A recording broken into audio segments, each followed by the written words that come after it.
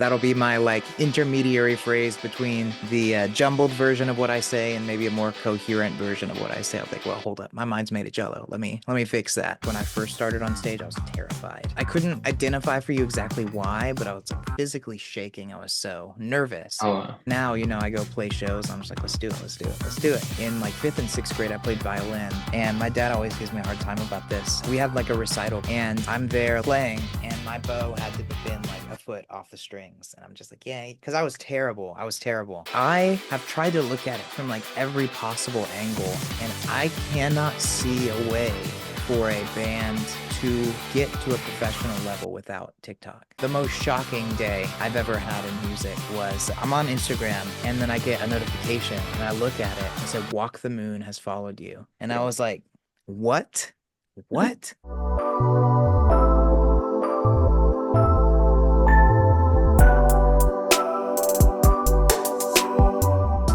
His mind is made of Jell-O. You may know him from his song Indigo Girl, and his new song Good Luck Babe is out now. Please welcome Jordan from Bad Lives to the podcast. How are you doing today? Hey, good. Thank you. Thanks for having me. Yeah. Thanks for coming on. I'm excited to talk to you, learn more about your music, your career, everything like that. But the first thing I want to get into while I was like trying to learn more about you and do some research is, that kind of one-liner that your mind is made of Jell-O. Can you give some background on that or how you thought of that? I don't know. I mean, being neurodivergent, I guess. I always feel Hmm.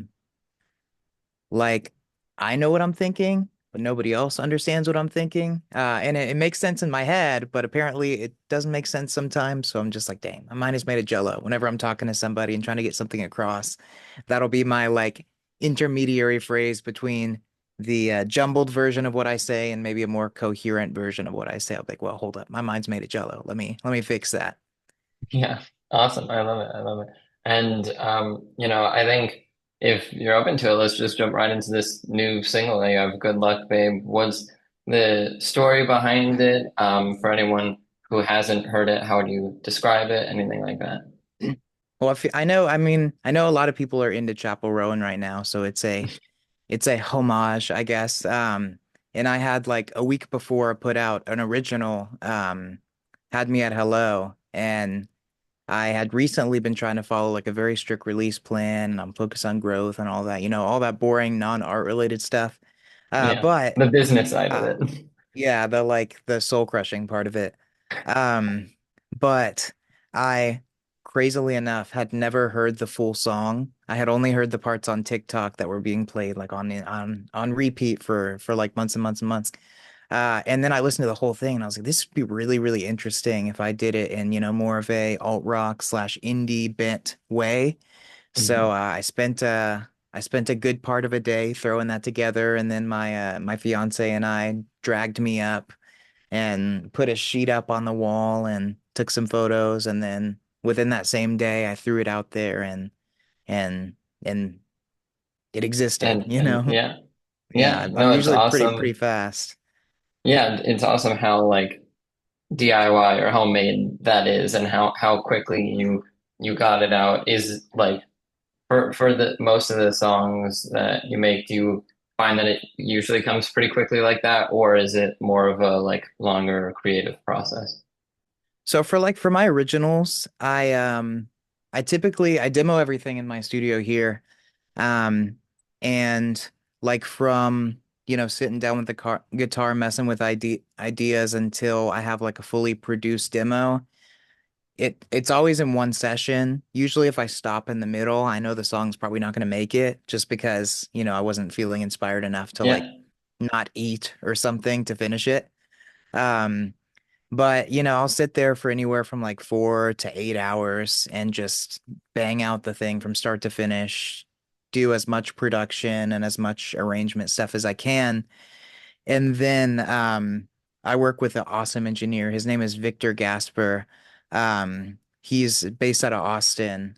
And I guess this kind of touches a little more on like backstory, but I started the project in 2021, and I was shopping around uh, the four songs that would be my first EP. and I was looking for studios. There wasn't really anything up here in Dallas Fort Worth that I was particularly interested in. And a lot of people that I had talked to said, "Oh, look in Austin. You might have better luck in Austin." So I was emailing around to studios, and then Matt Nevesky, who's the bass player from a band called Blue October, uh, he came across the demos through Victor, who I was emailing with at the studio, and he really liked them. And he reached out to me, and he had a studio in Austin called Orb Recording Studios, which is really cool. Like they do, everybody there. And I ended up there. I worked with Victor. We meshed really well. Matt produced some of that EP. And then Victor and I have just been working together ever since, like 3 years later. Every time I got a batch of songs that I want to throw together, even if we're not at Orb, wherever we are, we always work together because he kind of understands the Jell-O a little bit, I guess. Yeah, yeah.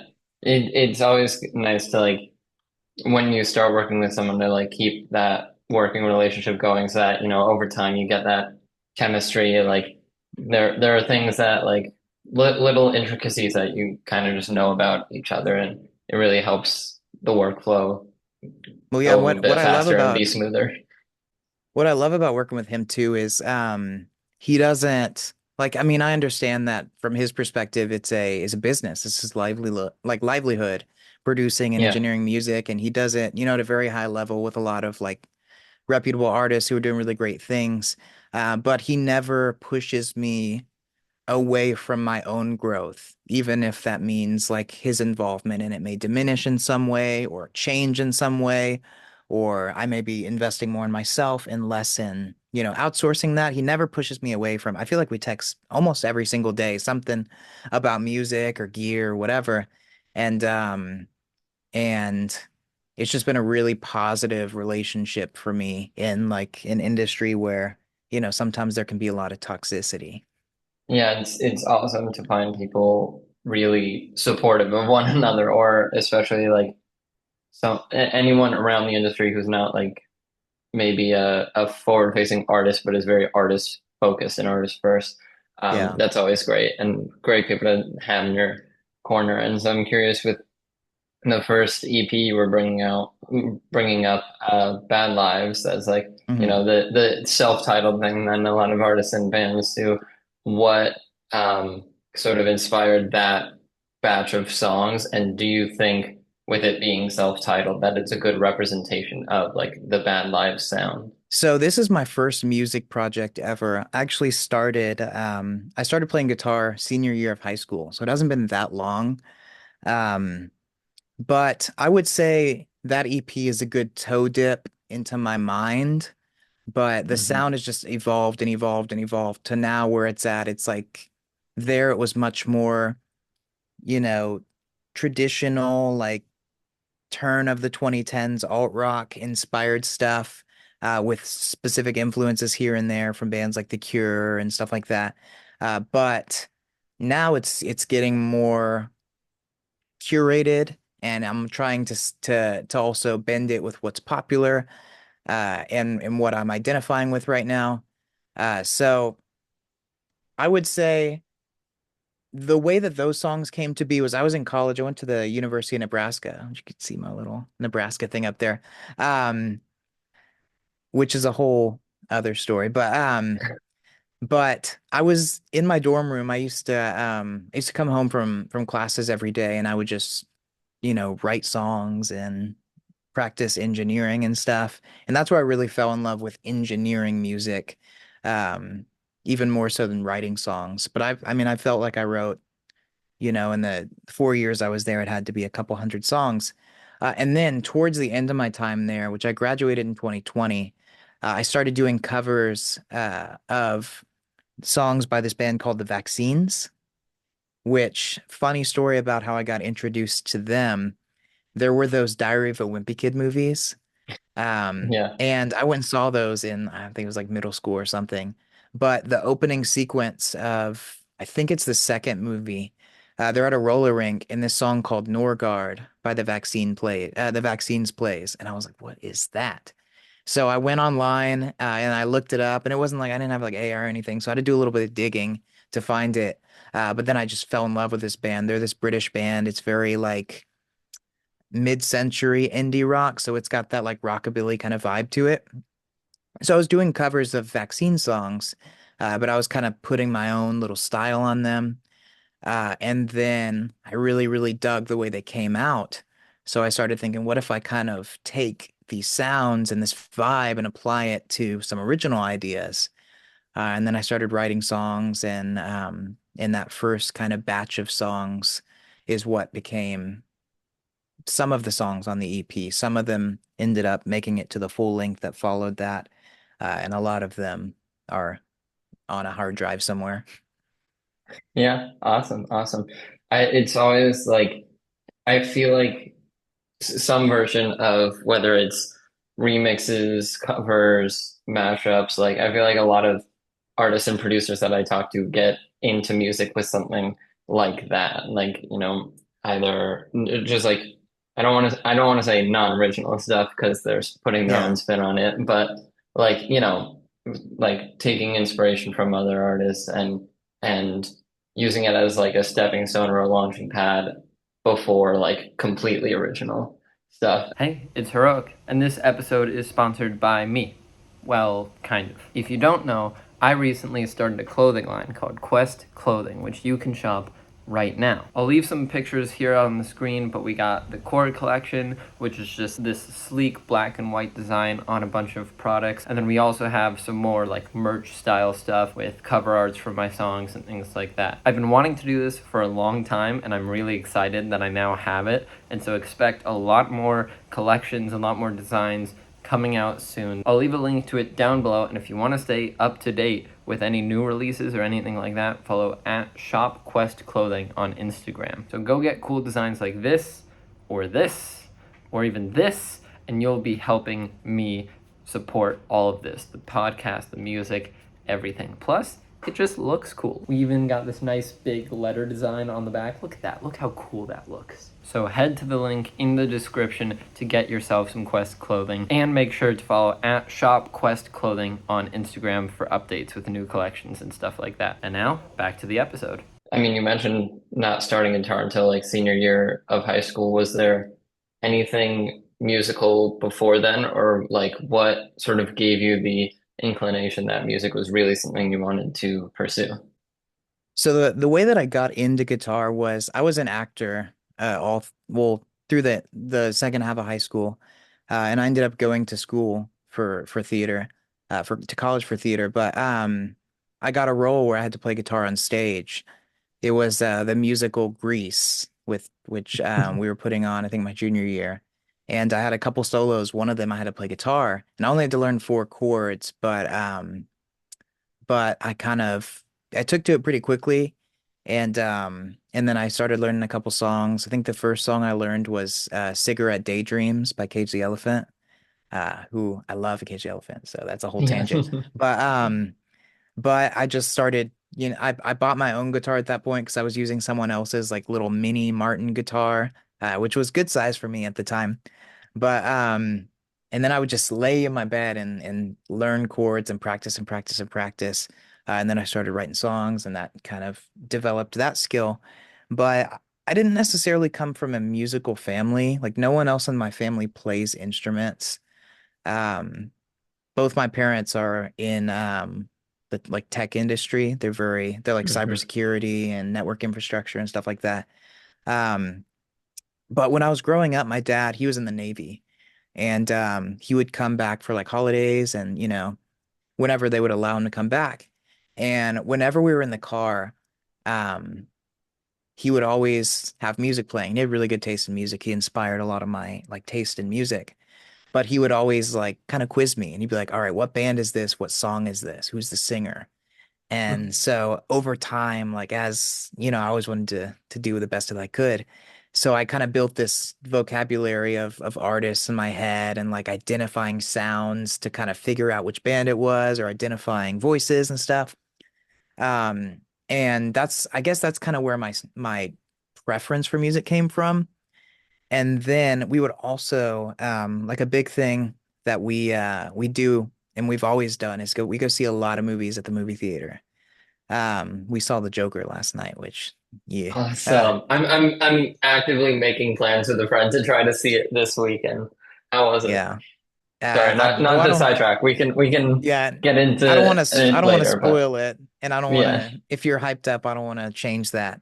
Um, but so I feel like I also because I also do composition, like more Hmm. classical composition and stuff. And I don't really have a theory background. I still don't really touch theory because I feel like um it would kind of sanitize the like creativity in me. Yeah. Um, but I felt like seeing so many films, I mean, it's hundreds of films at this point with him. I started to create a connection between the emotional context of the film and the like theory part of the music. So then I'd be like, all right, sadness sounds like this, or joy sounds like this, or a tense moment sounds like this. And because of like my autism and stuff and the way that I would, or I mean, still always do, look for cues to kind of collect so that I can put those on. Um, that I kind of created a vocabulary of music of sorts in my mind from interpreting that emotional information and then interpreting that musical information. So then there's this just part of my brain that now speaks music for lack of a better like explanation. Yeah, yeah, no, I think it's a big part of movies that not everyone realizes, but Hmm. thankfully you do, and a bunch of people that I know do. But like the music really like can almost determine how you feel about a scene. It was really funny. I'm in college for music right now, and so Hmm. unfortunately have to do the theory classes that, Yeah. when you said like really sanitize your view of music, I totally get that. But something that was actually really cool and helpful recently is we had a project where like we could pick any movie we wanted, any scene, but we like make our own original score to it. And Yeah. and we had just talked about like which intervals or chords make which emotional sounds.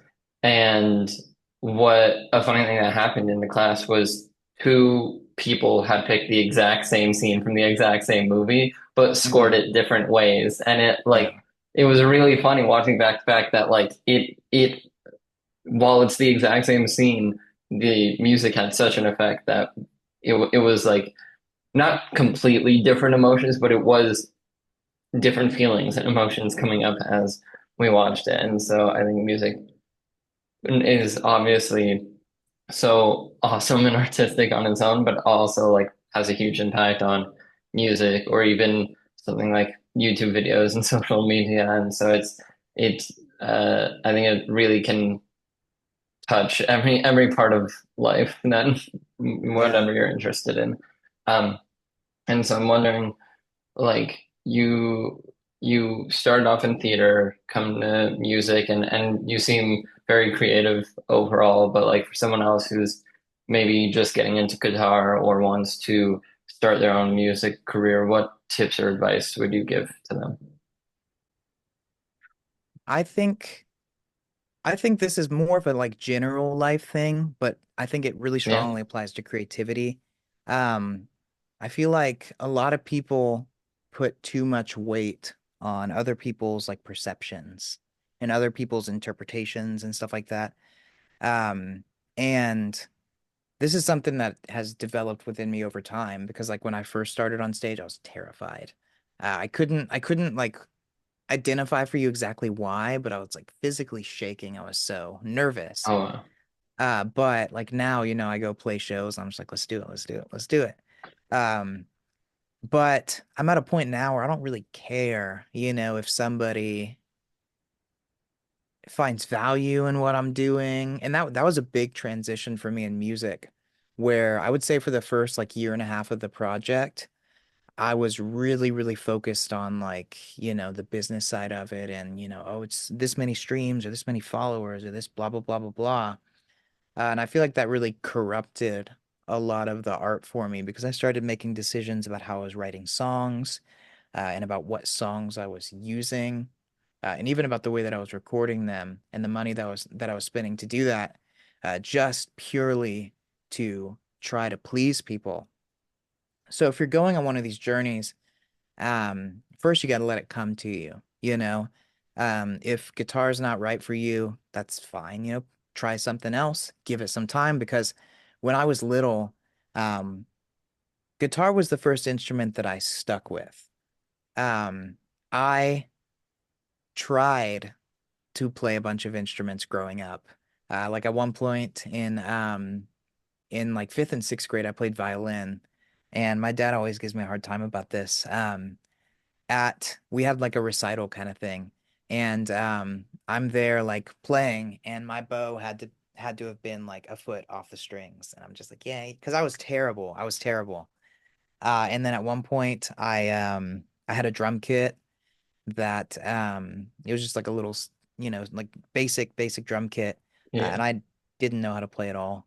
But I had this All American Rejects songbook that I don't know, had the CD with it, so I would just play the song really loud and hit the drums and probably annoy people. But yeah, find joy in what you're doing.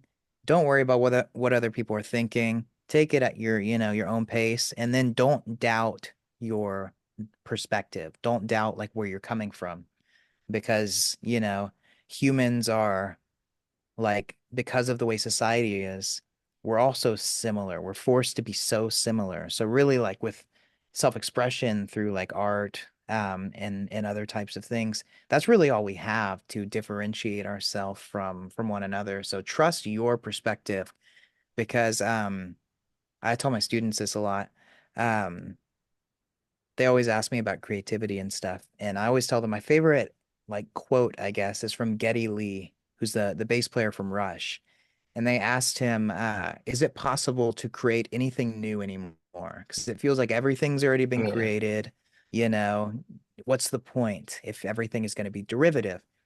And he said, the point in which no one specific influence is identifiable because you have so many, you've consumed so much art, so much beauty from the world, that no single influence is identifiable even though it's highly referential, that's the point when you've created something new. That is you. That is a culmination of what you've absorbed from the world and then the way that your brain has interpreted that.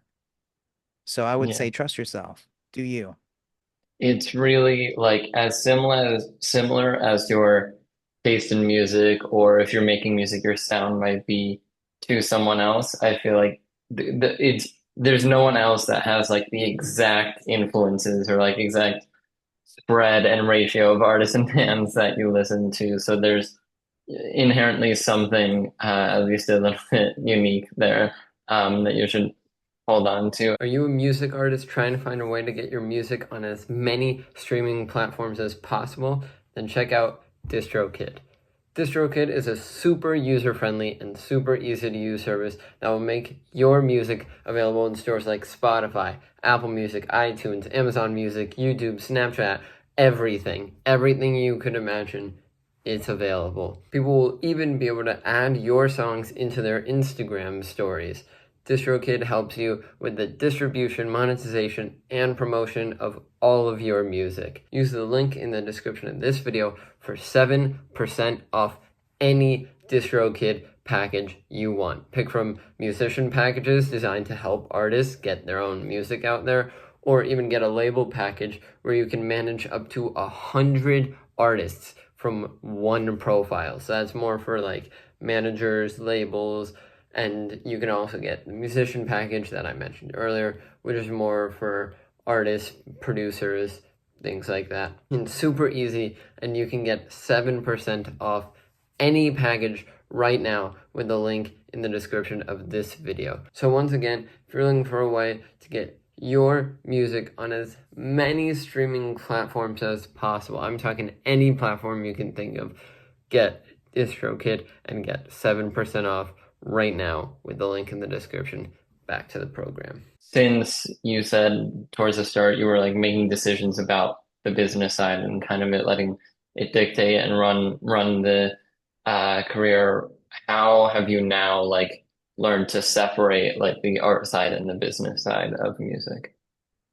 I think finding like moments of success has helped because it's validation. You know, you see what you're doing and oh, it's working in this way and that way. Like, a song that I recorded myself, it's called Thrill Seekers. I think it's one of the more like popular songs.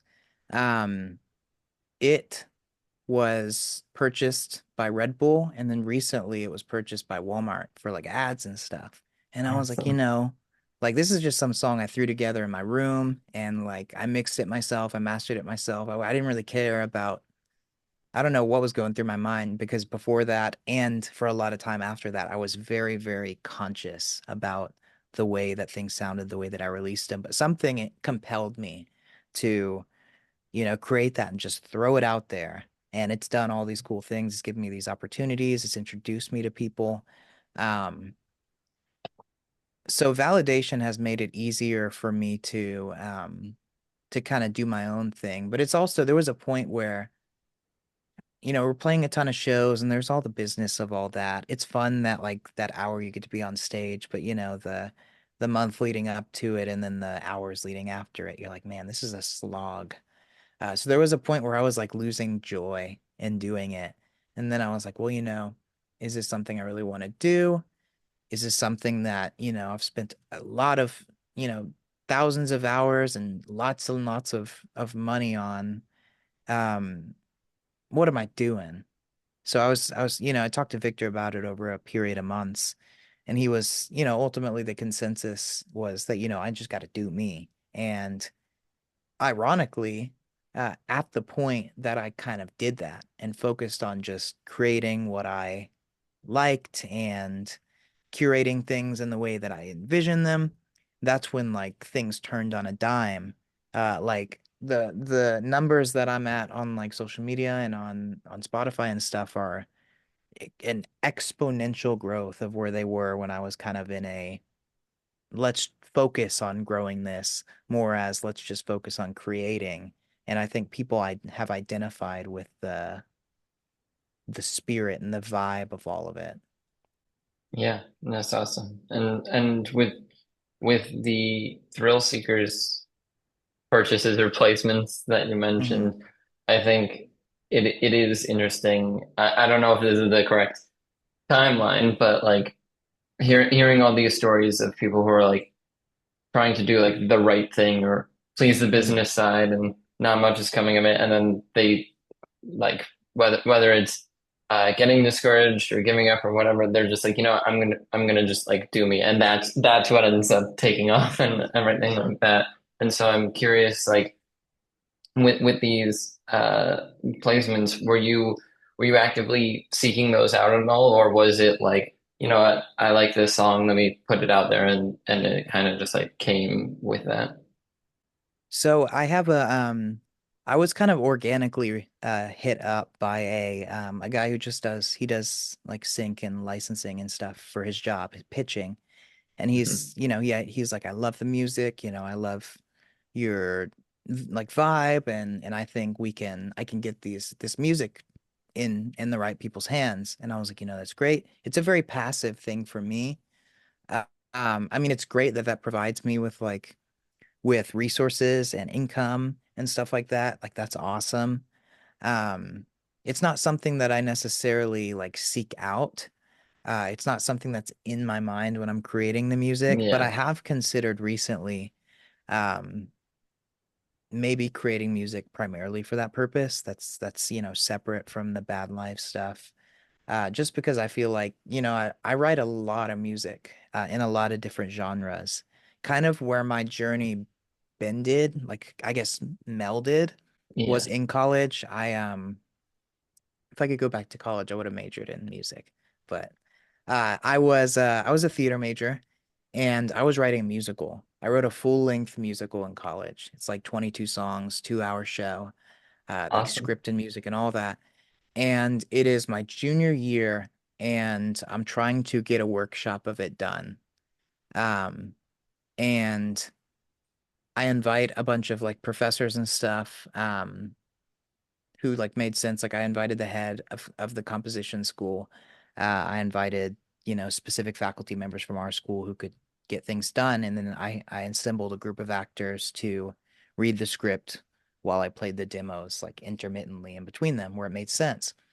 And afterwards, when it was finished, um, the response was really positive, but the composition professor came up and asked me how long I had been like composing. Um, and I was like, I've never composed. I just, I listen because the songs have like full orchestrations. Like some of them are, 20 plus piece orchestra Oh stuff wow. with, all the Yeah. stuff. And he's like, well, you should be. And then I was like, maybe I should be. So then I kind of focused more on music. I finished out the degree, COVID happened, and then I was in this reclusive time where I was in a room for like 8 months, and all I could do was write music and consume media. And that's kind of where that shift happened. So I don't know. I guess I'm creating because I have to. Licensing isn't necessarily something that I seek out, but it is necessary. There is Yeah. the part of this, as much as I would love for it to just all be whatever I want, there is the part of it where I have to make TikTok videos. I have to email with people about business stuff. I've That's always gotta, the worst part of it, the yeah, TikToks. oh man. It's been a real focus lately. And the results have been like very tangible, so it keeps me motivated, but I hate it. I hate it. I don't Yeah. that, that's the I don't go on the app and like scroll through other things. I just go on, post, and then leave and then come back to like comment when people comment and stuff. And it's really cool to get to talk to people all around the world who like see value in what you're doing and connect with it in Yeah. an emotional way. And that's always interesting too when um people have their own interpretation of what you've created. So it's really interesting to hear that too. But I think I found a good balance between the creative side and the business side of it, the soul crushing side. Yeah. I was talking with another artist about this, and so I'm willing to give you the advice because it really helped me with being on TikTok less. Is like I would the main thing I've been trying to think of and like create some TikToks when I can for the music stuff that I do, but mostly and the most straightforward is clips of this podcast right here. Yeah. And so um, and normally when I do that, they come about like in the same editing process as getting the video done. So like when the video is ready and like about to come out, I have X amount of clips ready as well. And so Hmm. what really helped me was like going onto TikTok and like doing using the schedule feature to like schedule them Yeah. out rather than constantly going on and doing it manually because I found that like there would be days where like rather than get up and like feel that I need to post, so I like get on and whatever, it gets into like the afternoon or close to the evening and I'm like, I haven't opened TikTok yet today or like I haven't checked on the clip yet. And it was a very like it was very nice to move that to like the back of my mind and things like Yeah. that and let it sort of run, which really helped. But yeah, it's a part of the process that it seems like everyone has to do now. And so What I've as like, sorry, yeah, no, go ahead. uh, with with the TikTok specifically, like the scene that I'm in, the like North Texas scene, I have not had the greatest experience in it. Um, it's kind of it's a little toxic, but I have tried to look at it from like every possible angle, and I cannot see a way for a band to get to a professional level without TikTok. Yeah, I I I it's don't know tough. if I don't think it's possible. Yeah, which is like it's also crazy of how fast it happened because go back to like 2019 and 2020 and TikTok was like oh not quite but almost like the taboo thing that like Yeah. people who were bedroom producers are not like real artists were doing and now Hmm. it's absolutely everywhere and there are labels like even like really pushing in and so it's insane how quickly that shift When happened. I talk to people who are, signed to major labels and stuff, and I ask like because I consider, is that something I want to do? Um, looking more long term. And they're like, you know, what my label does, they text me, have you posted on TikTok today? And they text me that every morning. And that's my life. Yeah.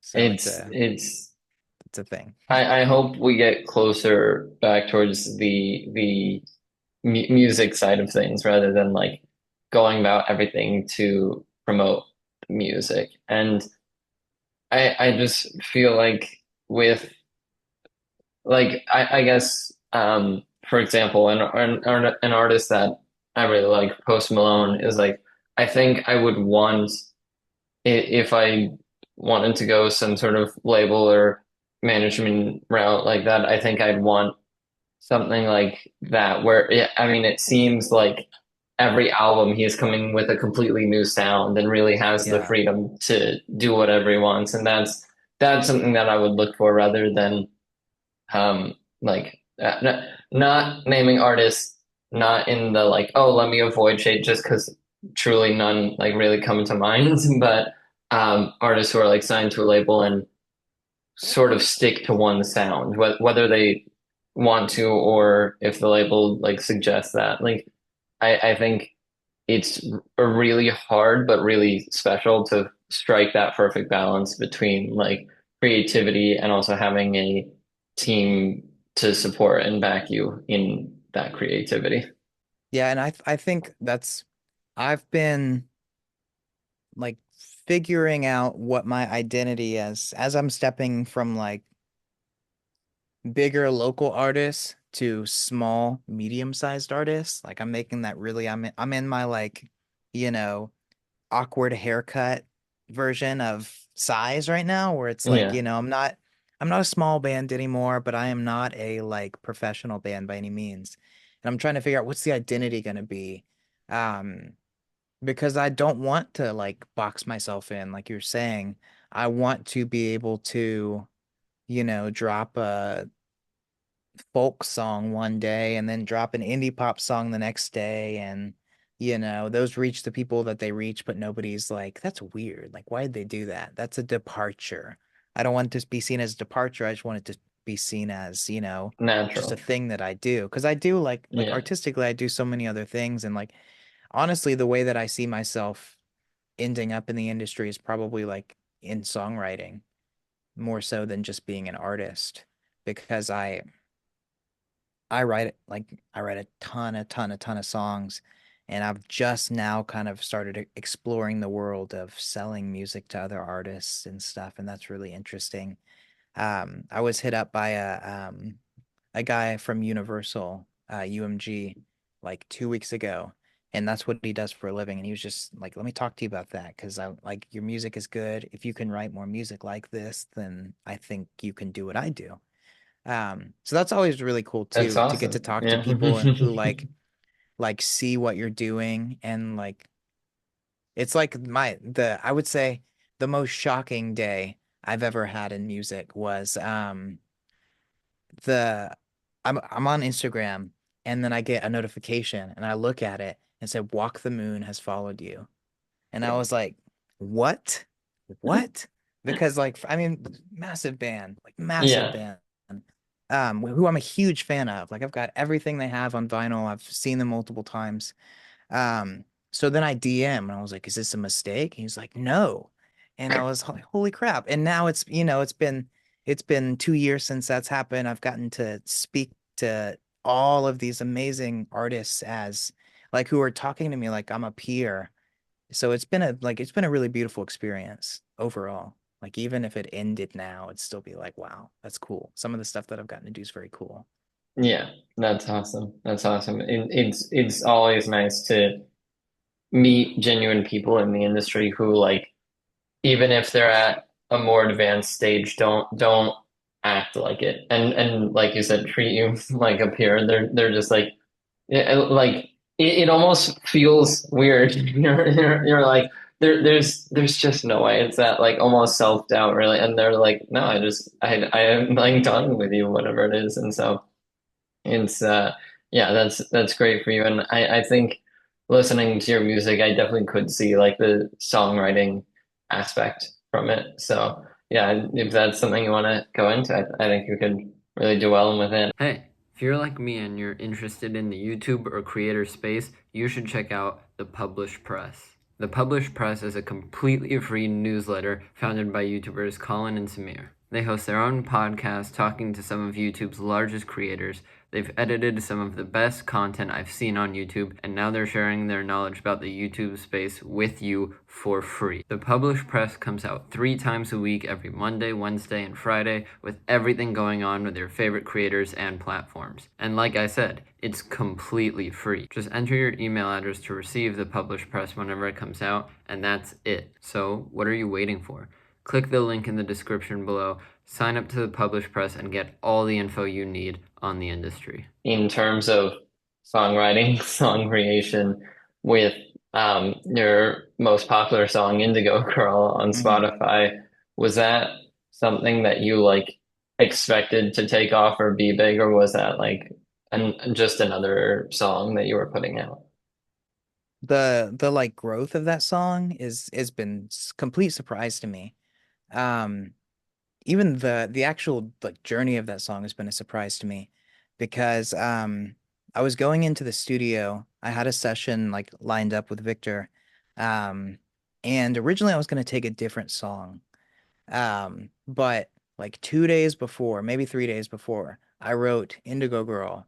And then I was talking to my fiance, who she's like my like voice of reason. She'll keep it really, really straight with me. She'll be like, "Oh, this song is good," or "Oh, this song is it's not, it's not it." Um, but she was like, You should take this song. Like you should take this song when you go next week." And I was like, "Okay, like I'm not gonna fight you." I was, when I write a new song, I feel very high on it. I'm a Yeah. compulsive listener. Like I'll listen to my songs over and over again right after I finish like demoing them. Um, so then I go to the studio and we just like completely vibe with it. I work with an awesome drummer down in Austin. His name is Chris Schreck. And he drums for a lot of people. He's an absolute monster, and he's better at every instrument than me, and he can sing. So that's not fair. But I work with him on everything. He understands me at this point really well, and he comes in and he just vibes on the song on the drums, and then within 3 or 4 hours, we produce this thing fully up. All the sounds just find themselves in a really organic way. And then the song is done. I'm like, all right, cool. I'm gonna put it out. And then it was my first song on Spotify to ever trigger any algorithmic stuff, any professional level tools. Like I didn't even know what discovery mode was until the song reached a certain point where, like, at one point it had like a 30% listen to playlist rate. So 30% of the people who were listening to it were in like, I guess standard is like 8 to 10% is like considered that you're doing okay. Um, so then I go on my Spotify portal one day and it's like, you've unlocked discovery mode. And I'm like, what is that? And apparently that just means they start putting you on all their stuff and you get access to all these tools. And then it's just grown and grown and grown and grown. Like I think my second album combined probably has like 4 or 5 thousand streams. And I'm getting, the song's getting 12,000 streams a week now, which is like blows my mind because Yeah. when I dropped that song, I had like 700 listeners. Now I've got like 13,000. It's crazy. It's just been a couple months. So I guess I don't know. That's why I said earlier. Like if you just let the moment and the art guide you, it'll if it's supposed to, and that's something I tell myself a lot too. If it's supposed to happen, it will happen. I just make sure I'm doing everything that I can to where if it doesn't happen, I know I did. I know I did my best. But that's kind Yeah. of about the song. Lyrically, a lot of people ask me about it too. And I'm a stream of consciousness writer as far as lyrics go. So like when I'm demoing, I usually come up to the mic and whatever I say is typically what sticks. I don't like I'm not um melodies interest me far more than words. And I feel Hmm. like that's where I can capture people's minds.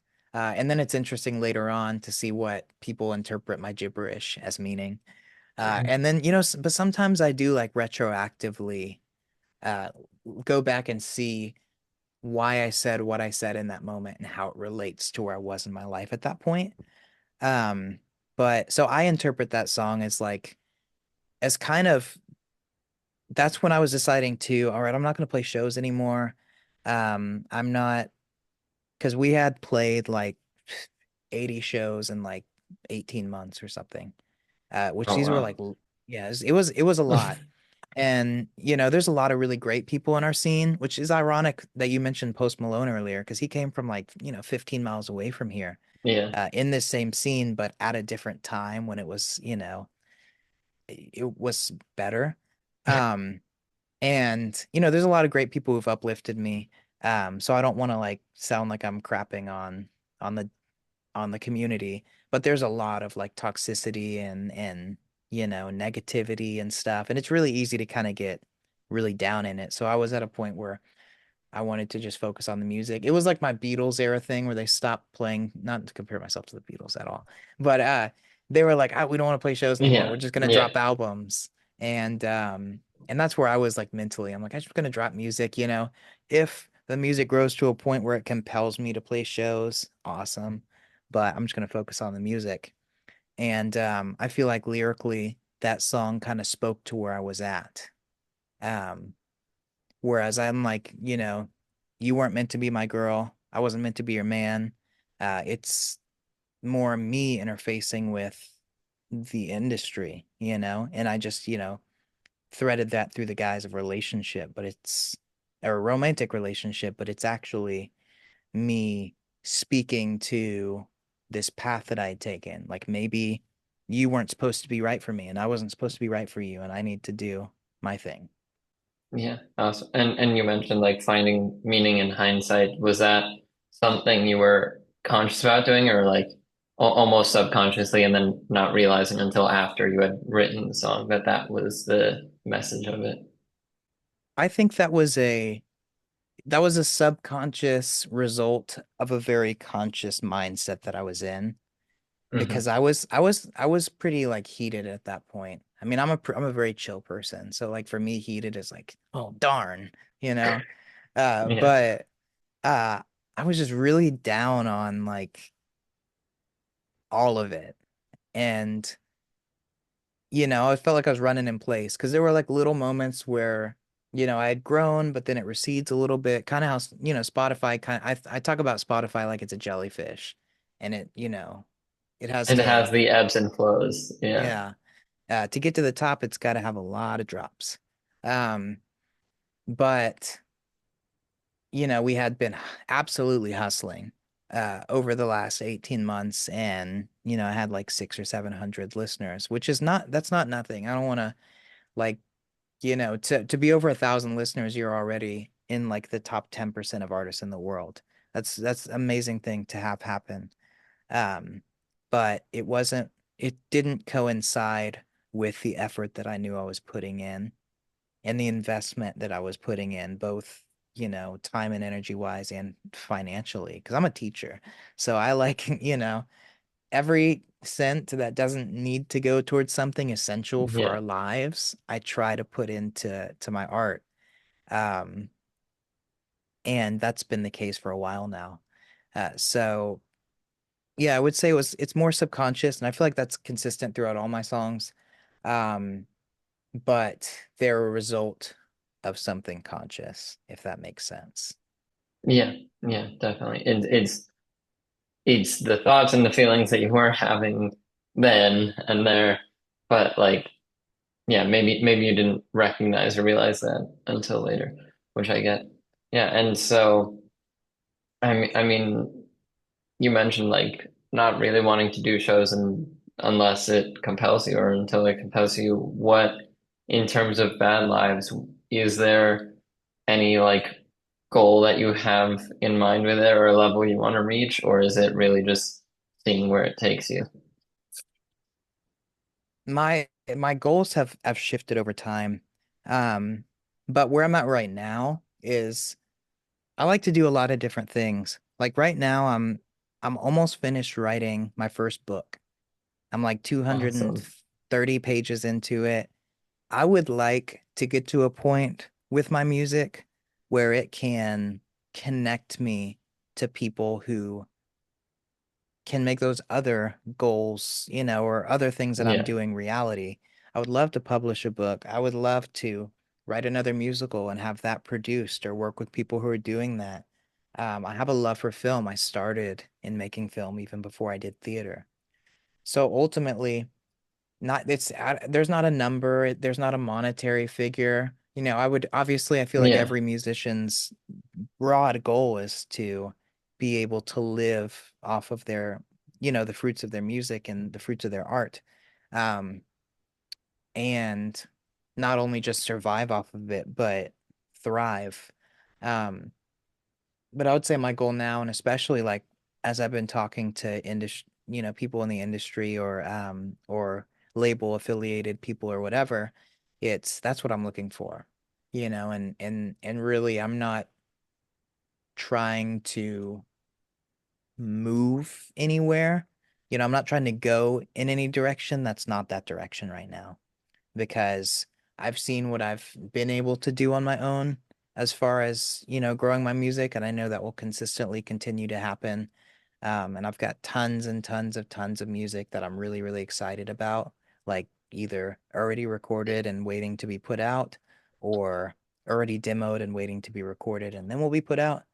Um, so I guess the goal is just to create opportunities for myself. Yeah.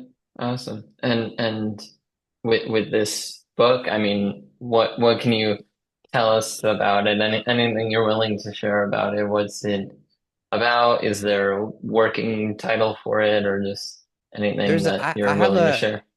I have a title. It's called A Guide to Normalcy. And it's very like Juno-esque or very Little Miss Sunshine, if you're familiar with either of those films.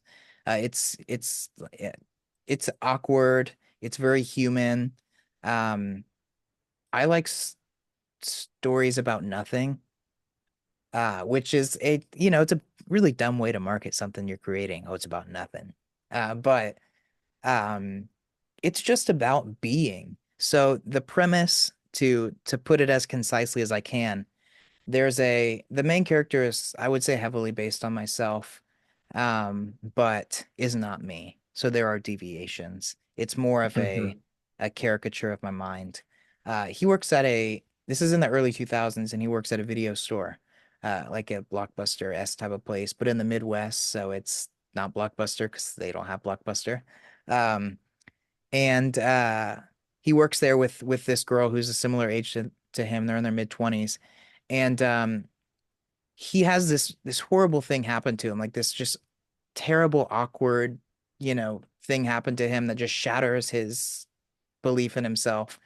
And then he decides, I wish somebody would write a book on what it's like to be normal, like what it means to be normal, how to be normal, like a guide to normalcy. And his friend is like, well, you have autism, so I don't think you're the person to be writing that book. You're the person to be reading that book. And he's like, yeah, you're probably right. She has her daughter at work with her. She's like a 6-year-old. There's an issue like at school, and they had to close the school. So her daughter's at work, and her ex, he's just a jerk. He comes in, he's like threatening to get full possession of the daughter and stuff. So he comes in and like basically tries to attack them after she confronts him, and they leave the video store in a rush. And they drive off to the edge of town, and they're like, "Holy crap. We may have committed some light crimes, just a little bit of crime there. Some subtle crime, so maybe we should not go back for a little bit." So they decide they're going to drive to Las Vegas from where they're at in Indiana, and there's motivation for that in the book and stuff. But Jordan, or not to speak of myself, the main character's name is Jordan, at least in a working version, because it's helping me just Yeah. characterize him. But he's like, I don't really want to do that because I like it here, and people are gonna be like, where'd he go? Because they they didn't have their phones with them or Yeah. anything. It wasn't like it is now because it was the early 2000s. And she's like, well, if you really want to understand what it's like to be normal and create this guide to normalcy, then you need to experience the world. You need to experience what it's like to be uncomfortable. You need to experience what it's like to not know what's coming and to just deal with it. So the book is about the journey. It's about them going across the country, learning about each other, learning about themselves, learning about the world and how to interface within it. Um, it's I would characterize it as a comedy, I would say. There's a lot of humor in it, but there's a lot of heart in it too. Um, yeah, I guess that's Yeah, no, as short as awesome, I can awesome. in a lot of words, that's as short as I can put it.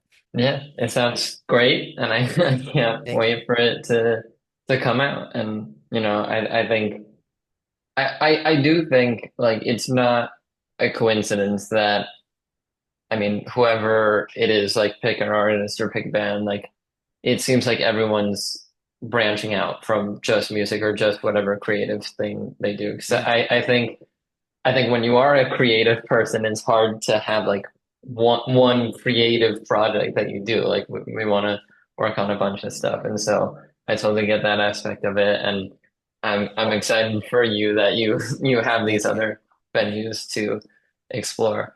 But yeah, those are all the questions I had for you today. So thank you so much for coming on, No, thanks so much helping for me having learn me. more about Bad Lives and now the guide to normalcy. I Yeah. can't wait to hear new music that you have and when this book comes out. I'm excited for both, but to promote yourself because we all know it's coming in and all a part of the business side that we've been talking about. If people hmm are surfing the web, where can they find your wave? You can just Google Bad Lives at this point. The Google AI is getting real good. Pictures of my face come up, which I don't know how I feel about that, but I guess I got to get used to it. I Um, remember in the moment that I like because I'm not even close to the point of making it, but I now passed the Google test and I was like, oh, yeah, that's weird. That's yeah, weird. yeah. So you can Google me, or just go on Spotify, search Bad Lives. Go on Instagram, search Bad Lives. Whatever your poison is, you can pick Bad Lives there. There's gonna be lots and lots and lots of new music coming out. And just a lot of other cool, interesting, weird stuff. Yeah, awesome. Well, can't wait to see what cool, interesting, weird stuff comes out. And Thank you. thank you again for coming on. Yeah, thanks for having me.